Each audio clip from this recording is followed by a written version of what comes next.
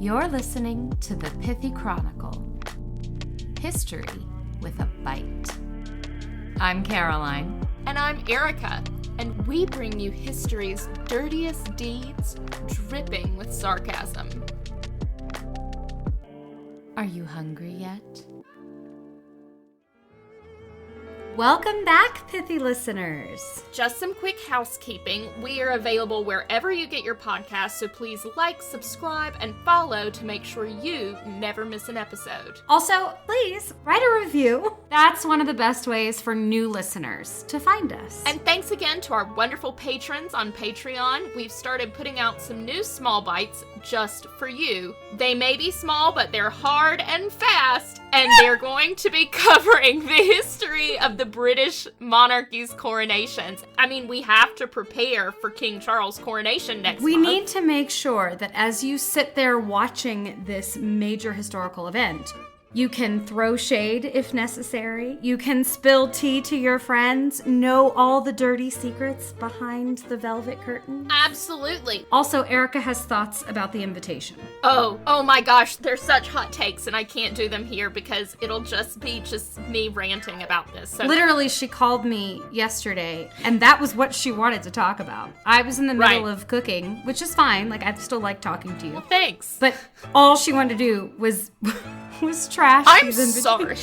And I haven't even seen them yet. Exactly. And how has she not seen them? It is news. I was watching the indictment. Listen.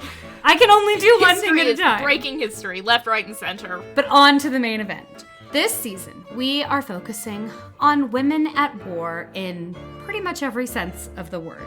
As anyone who's given birth knows, women are warriors, and today we are going way back to nearly 500 BC to discuss one of the most well-known women in early history, Esther, from the Book of Esther, part of the Christian Old Testament and the Hebrew Bible.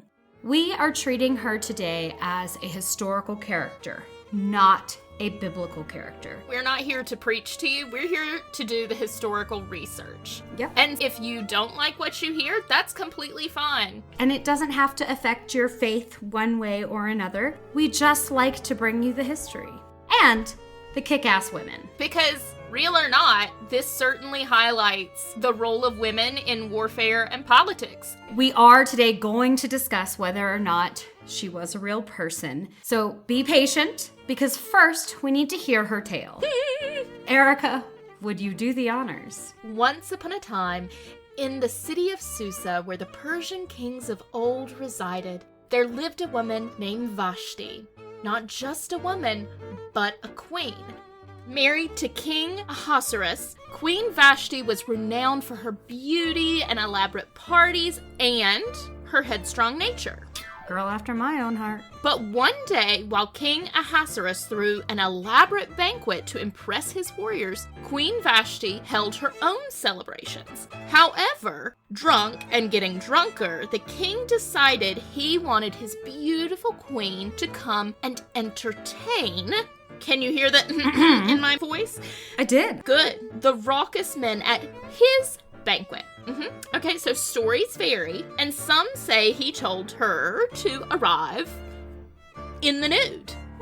And whatever the specifics, Vashti refused. Which, fair. She's got her own guests, he's drunk as a skunk, and this whole naked scenario isn't exactly a good omen. The tradition that I grew up with, it was come dance and essentially have like a strip tease in front of everyone. And that is what I, in the conservative Christian South, grew up with. And still somehow she gets a bad rap from them. But that's Vashti is her own character that we're not handling today. King Ahasuerus wasn't used to the word no. I mean, he's the king of Persia. And it angered him so that in a fit of rage, he announced that Queen Vashti was his queen no more. Bye. She was deposed and sent to exile.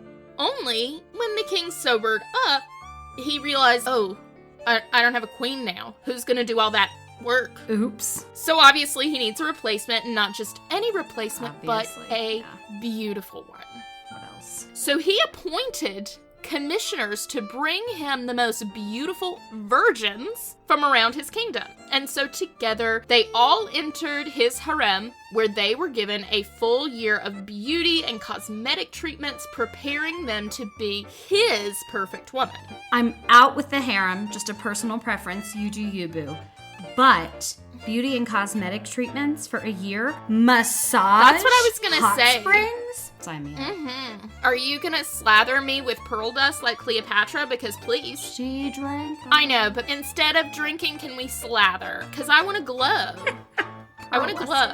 Who would not look good with pearl dust on them? Yes. If highlighter is not the new pearl dust, then what is? Do you not remember from our childhood the Bath and Body spray with the glitter? The liquid roll-on glitter? Girl. I could see you putting that in every I orifice. was convinced, man. I was hot. Hot shit. All right. So after all of this, pearlescence and massages and whatever, he may choose his most perfect queen, like a beauty pageant. Mm-hmm. It so happened that there was a young girl named Esther, the orphan cousin and adopted daughter of a man named Mordecai. And encouraged by her cousin, Esther entered the harem, and upon her night with the king, she was chosen to be his new queen. I have questions. Yeah, I have questions. I want the answers. But Esther had a secret. And not just how she could get a man to, commit to her fall after in one love night. in one night compared to all the other beautiful virgins who have been spoiled for the last year. Yep. With pearlescence. With pearlescent luminescence. Esther was Jewish. Mordecai told her, do not, under any circumstances, tell this man you are a Jewess. Do not. So Esther continued to gain the king's trust. Mordecai overheard an assassination plot against the king. He told Esther, and Esther helped thwart this attempt against her husband's life. Yay. But one day, Esther was faced with a terrifying decision. Haman, or for those who grew up like I did, Haman, the king's chief... Hey, man! The king's chief minister hated Jews. Bad. He also hated Mordecai, because Mordecai had the king's favor after the whole thwarted assassination attempt. And he refused to pay obeisance to Haman. Yeah, he did. Haman wanted him to show rank or bow and everything, but Mordecai salute and was bow. like, But Mordecai said no. no, you're not a good person. So, Haman convinced the king that the Jews living under Persian rule were rebellious and wanted to overthrow him. And so together, they agreed to slaughter all the Jews in the kingdom. And the day of execution was set for the 13th day of the month of Adar, according to the Hebrew calendar. Now, upon hearing of the planned genocide, Esther had to choose. She had to choose to try to save her people by exposing herself or remain silent and alive. Choices. It would be a hard that would be choice. hard for me. And it will show strength of character. Eventually, Esther summoned her courage, risked her life 3 times. First, she appeared before the king without being summoned. A mortal offense punishable by death. Oh, yes. He was like a god. Yeah, and I had always heard it explained that any time that he declared or decreed something, even without writing it down, it became an irrevocable law. Yes, that is part of the banishment of his first wife, Vashti. He says it in a drunken rage. Right. And then can't take it back. Maybe you should be able to take things back. Or maybe, if you have that power, you shouldn't get drunk and lose control when you run an empire. Common sense here. Drink responsibly. But despite his rules, the king was pleased to see her. Oh, nice. After all, she had special talents. She did have these special talents. And she invited him to a banquet, and he gladly accepted. Food and fun were had by all. And then the following day, Esther once again appeared before the king uninvited. And again, she was spared death. And let me tell you, I don't know that I could do it twice. She had to, because she had to lull Haman into a false sense of security. Yes, but also, the balls on this woman. Brave, yeah.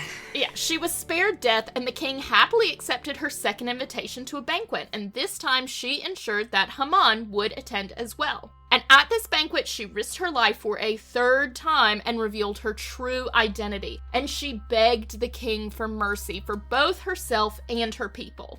she accused, quote, this wicked Haman, unquote, of plotting the annihilation of all Jews. Which he was doing.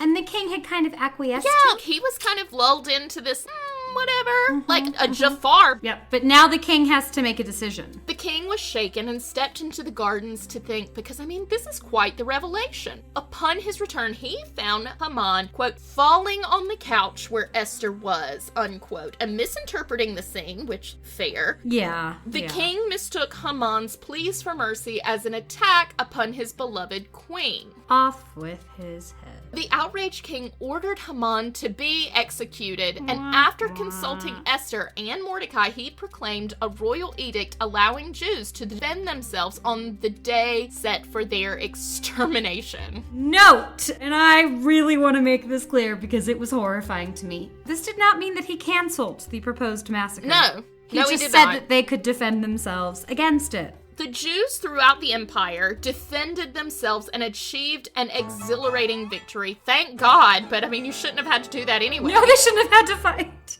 And the following day was declared a holiday, the Jewish holiday of Purim. And there you have it. Esther risked her life to save her people. And even today, Jewish people around the world celebrate her bravery with this special holiday of Purim. But this isn't a biblical podcast. It's a historical chronicle. So it falls on us to look into the historical person of Esther.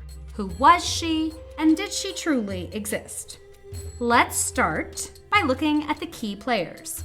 The Persian king Ahasuerus. This biblical character is often identified by modern sources as King Xerxes I, who ruled the vast Persian Empire from 482 until his assassination in 465 BCE. Let me just be clear, though. This is the pierced up guy in 300. The movie? Yeah. Yeah. The movie with Gerard Butler. Yes. You can see this very elaborate, pierced, intimidating effect in the movie. It is that guy. Was it overkill? Yes, probably so. But anyway. And do we have any evidence that this is how he dressed? No, I do not think we do. But it made a great movie. So, that battle, that didn't go so well, was early in his reign. And while he might have lost his infamous attempt to invade Greece, he did effectively crush revolts in Egypt and Babylon, as well as rule over and consolidate the power of one of the greatest empires that the world has ever known. He is a historical figure with quite the pedigree. He definitely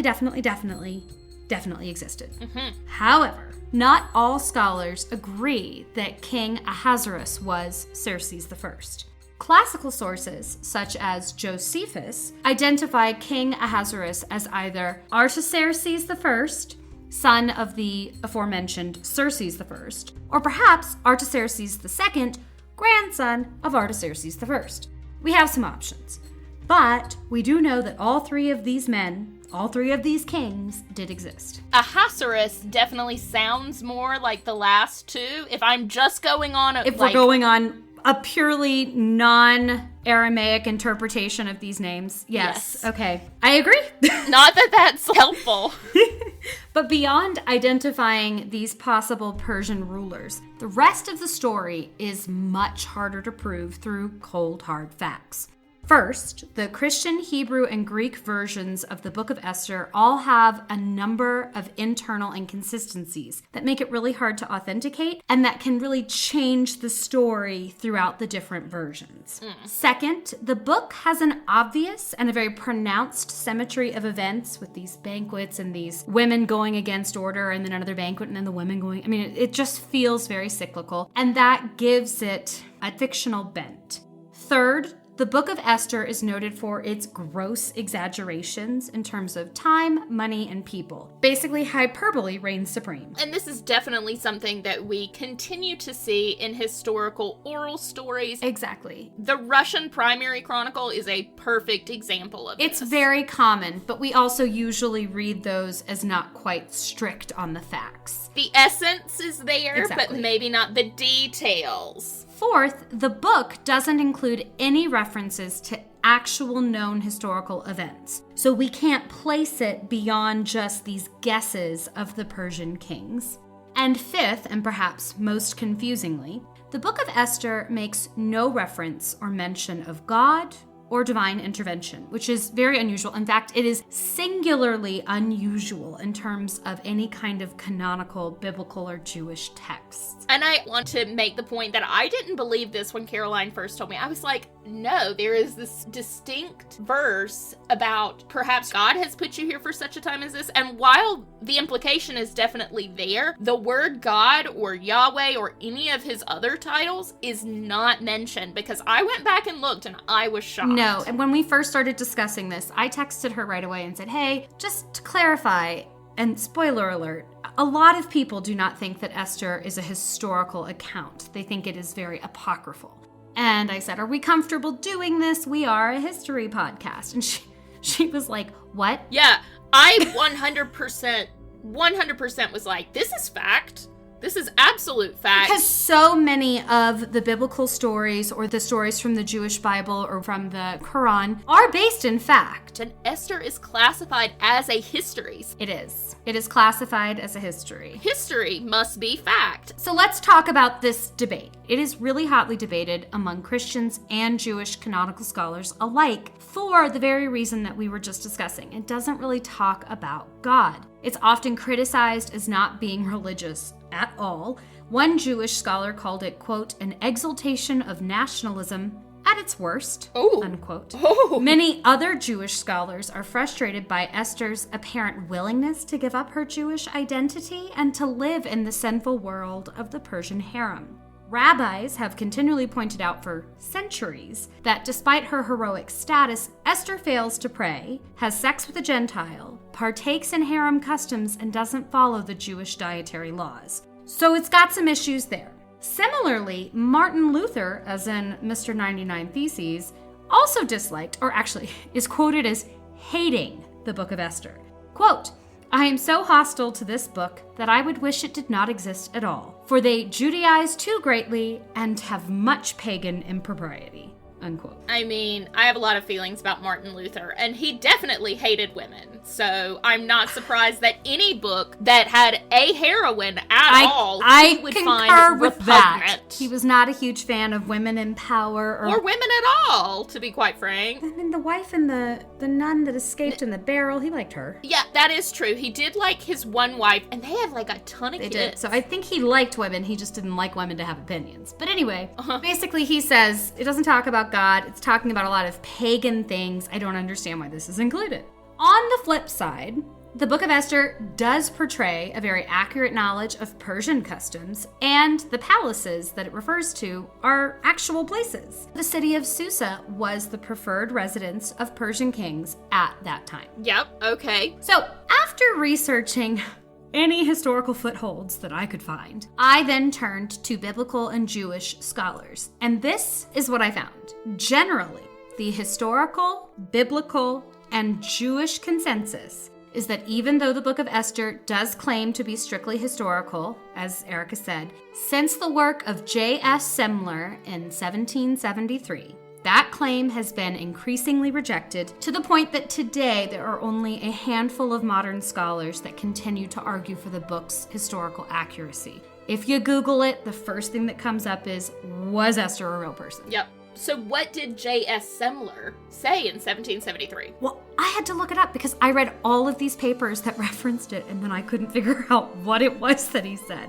But Johann Salomo Semler was a German church historian, biblical commentator, and challenger of many ecclesiastical documents. He's known as the father of German rationalism, and he made the first formal argument, against the historical credibility of Esther in 1773. He wrote a paper that basically said, nope, Esther couldn't have existed. And he claims that she is apocryphal. However, there were other scholars making the same argument as early as 1736 in England and Germany. So it was already kind of hotly debated 300 years ago. Okay.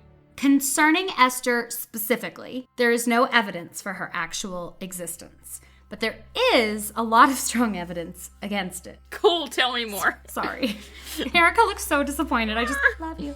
For example, Xerxes I, who is the most likely historical figure despite the name that correlates to King Ahasuerus, Xerxes I had a wife, and her name was Amestris. So Herodotus tells us. And she gave him 5 children. So it wasn't Esther, and there's no mention of Vashti or any other kind of banished queen who refused to strip tease for men's entertainment. Which is kind of sad because it's a great part of the story, but it's hard to put in fact. As for Mordecai, it's harder to tell because Mordecai, the name, is an authentic personal name that appears in numerous 5th century BC Aramaic documents and is also found in a variety of forms on treasury tablets that are found at Persepolis. Additionally, Jews like Mordecai could and did attain prominent and wealthy positions within the Persian Empire. So yes, an influential Jew named Mordecai is very plausible. But as to this specific man, we don't have any information about a Mordecai in relation to Xerxes or any of his descendants, or Esther. And then the question that interested me most. Okay. Is there any evidence of a persecution of the Jews in Susa during the reign of Xerxes? And? No. Oh. Not really. No. Jews have been persecuted on and off for millennia. It's a terrible situation. The anti-Semitic climate that we're currently dealing with is appalling, and I do not understand it. But in this specific case, at this time, I could not find any evidence or any historical record or discussion, even, of an attempt on Jews at this like time. a genocidal deal. Yeah, anything more than just an individual. Right. So, okay. That's a big tick in that apocryphal box. And we don't know about the subsequent Artaxerxes, the first and second? Same. There just isn't one in this Persian Empire. Okay. It was like many of these vast, sprawling empires that the seat of government was quite far away from some of the conquered lands and conquered areas, and there just was a lot of flexibility in what you could believe. That's not to say that they weren't perhaps a different class of citizen in the way that they were treated. It's not to say that they would have been on equal standing with Persian nobility. There wasn't a systematic racism. There just wasn't a systematic decision to get rid of them. Right. There might have been systematic racism, but there was not systematic murder. There.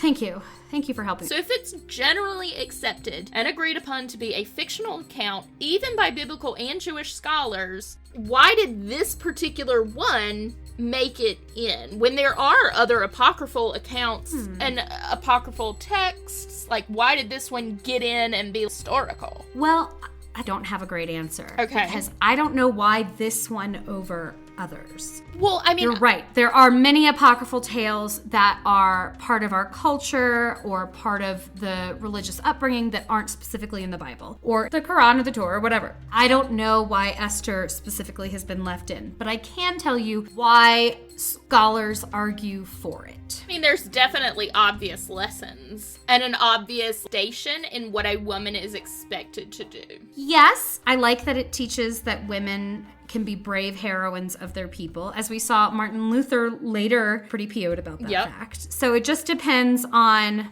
like time and place, but it does definitely teach us today that women can be powerful heroes and can save their people. But at the time, and a lot of religious scholars have interpreted this tale as a commendation of human responsibility. Don't be dependent on God, but take matters into your own hands. And I guarantee you've got a granny somewhere that says, God helps those who helps themselves. What is the joke? The man is standing in a flood, and a canoe comes up to help him, and he says, I'm waiting on God. That is the way that a lot of biblical and Jewish scholars present this story.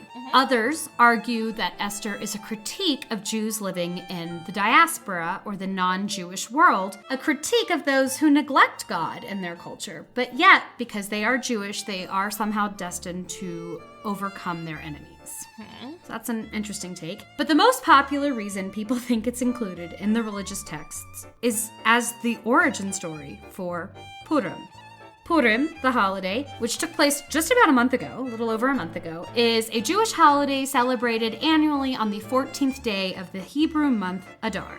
The day before, the 13th, is observed with a day of fasting in remembrance of the fast that Esther took before risking her life to go ask her husband to the banquet. And on the 14th, gifts of food and drink are exchanged, charitable donations are encouraged, celebratory meals, like a banquet, are had, and there is a public recitation of the Scroll of Esther. Other very exciting customs include wearing masks and costumes, public celebrations and parades, and the eating of hamasta shen, or Haman's pockets, which were yummy triangular filled pastries that look really good. Well, I mean, that's not dark. No, at not all. At all. Purim is a popular holiday that lacks any biblical basis except for the Book of Esther. And actually, the Book of Esther never mentions Purim. It is not the subject of the text, but it is often interpreted as the origin story for what became the festival of Purim. Many scholars believe that Purim might have evolved from a very similar sounding Babylonian New Year festival.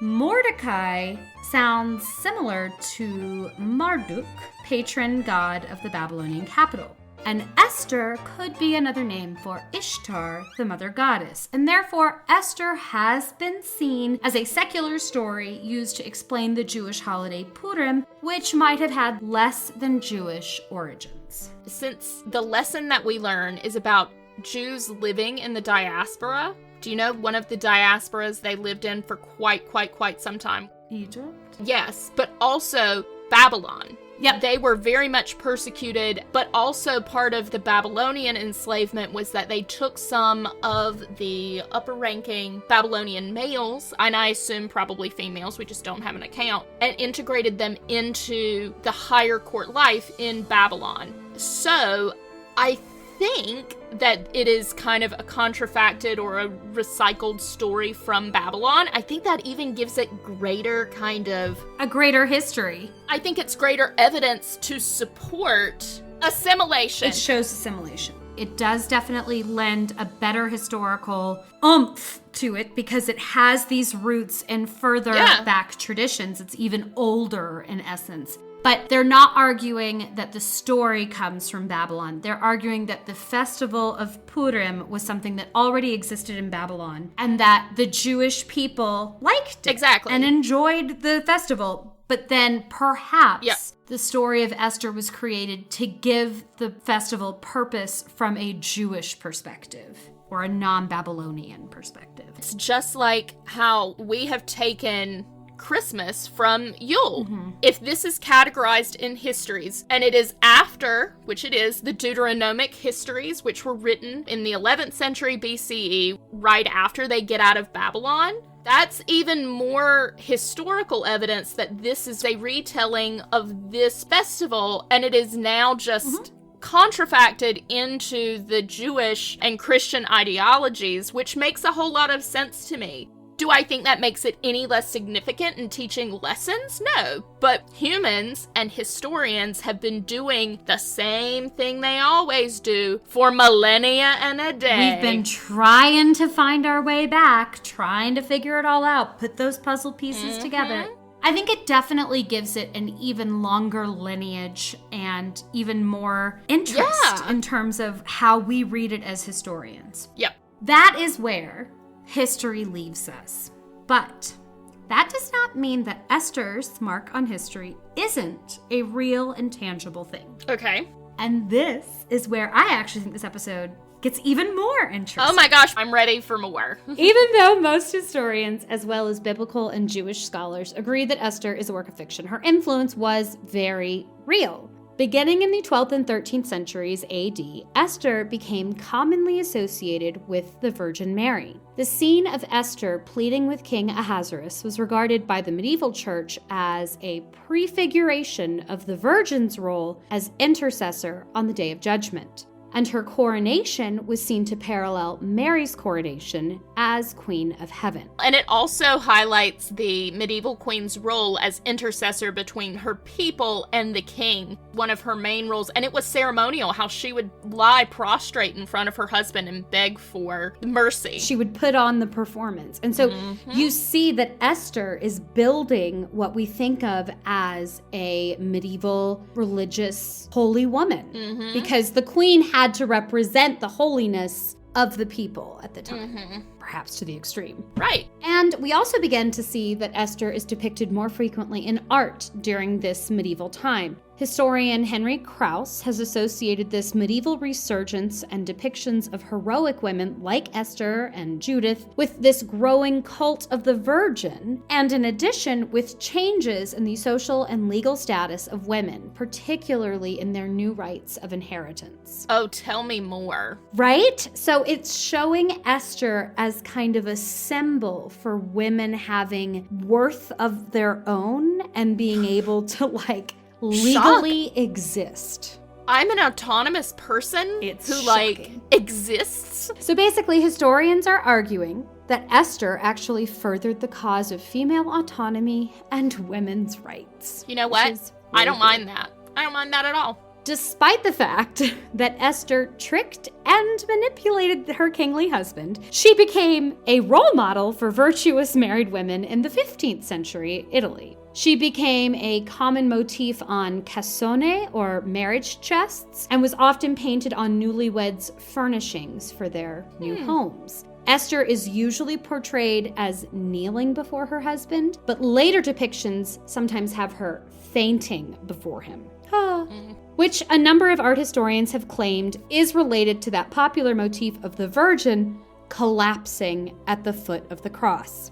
Again, correlating the two women as symbols of feminine intercession with God. The fainting portrayal coincided with Esther's long fast as well. Supposedly, she fasted for 3 days before visiting her husband unbidden, to get favor and hope this worked out. Right. This fast was excessive even for the time, and that perhaps explained why she fainted, but it also connects her to the familiar and very feminine expression of sanctity, which was the fast. That was one of the few ways that women were encouraged to speak with or commune with God independently at a time when men were needed to intercede to the heavens on their behalf. And not even just men. They had to be a specific Priests. type of man. Yeah. Yeah. Women weren't expected or allowed to speak with God directly. Even nuns. Yeah. They're married to him, for goodness sakes. Exactly. Well, I mean, Can't even have a conversation. that might not be so bad. There's a lot of perks there that we just don't consider. We think, oh, that's terrible. And then it's like, you know what? I don't have to talk to my husband. Maybe not. I do love mine. So fasting was one of the few ways that women at this time period could show their love for God. And that was a really big deal in the Middle Ages.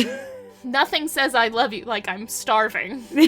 It's fine. Esther then had yet another increase in popularity during the Renaissance in 16th and 17th century Italy, which interestingly enough coincided with an increase in female autonomy and status. Ooh la la. And during this time, it was especially in Venice, where there was a significant rise in the price of dowries that had huge implications for women.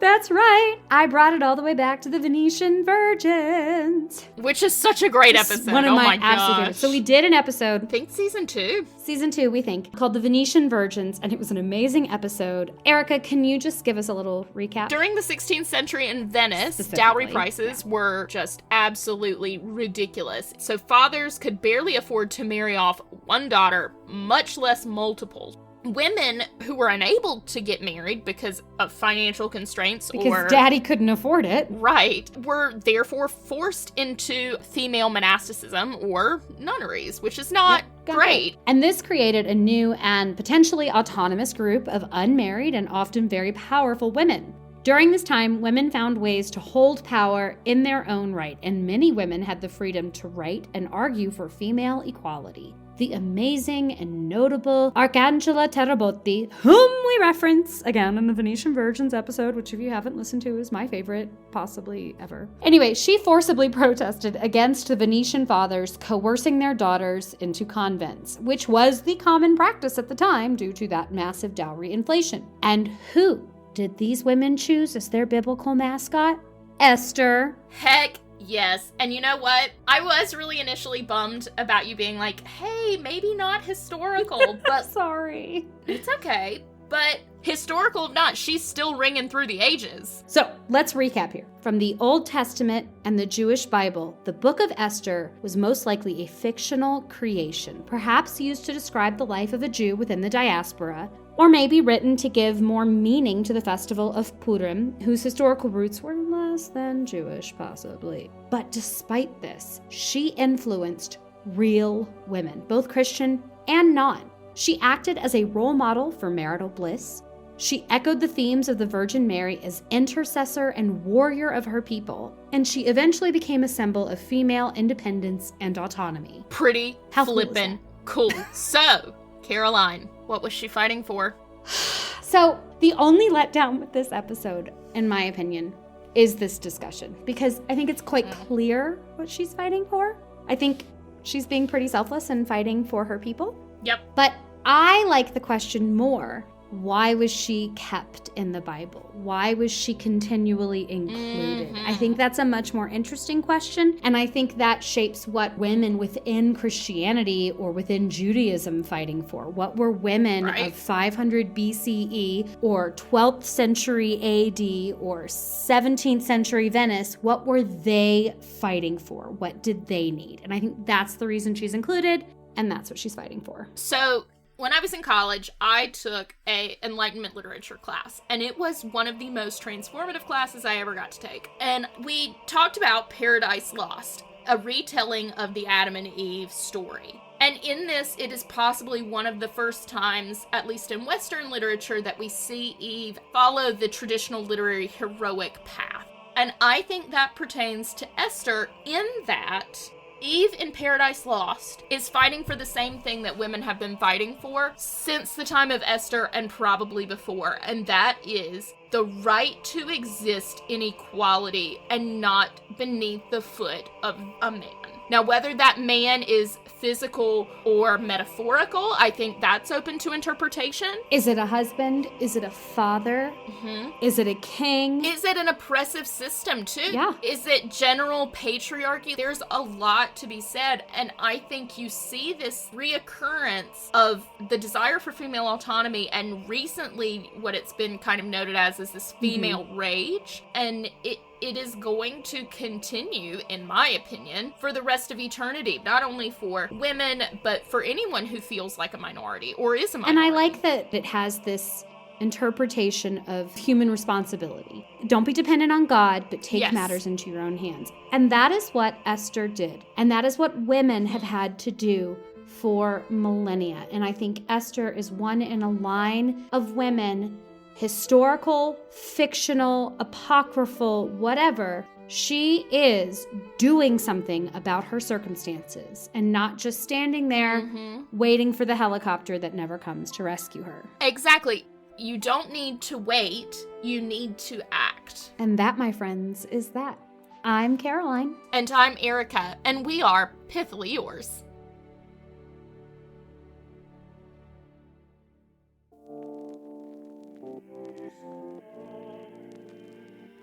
This episode is brought to you by the Pithy Chronicle, LLC. The Pithy Chronicle is intended for education, entertainment, and non-commercial purposes. Any views or opinions expressed in this podcast are personal and do not represent those of people, institutions, or organizations that the owner may or may not be associated with in a professional or personal capacity. While we offer lots of sarcasm, this podcast does not offer any advice or services. Listening to this podcast may induce fits of laughter, unexpected distraction, or uncontrollable rage at the subjects, hopefully not at us. We hope you learned something today. If not, so sorry. Please be advised we are not experts in the following fields: medical, legal, financial, technological, thermonuclear engineering, submarine warfare, neuroscience, or cat husbandry. Thanks for listening to our little disclaimer. Just covering our history-loving asses. Bye!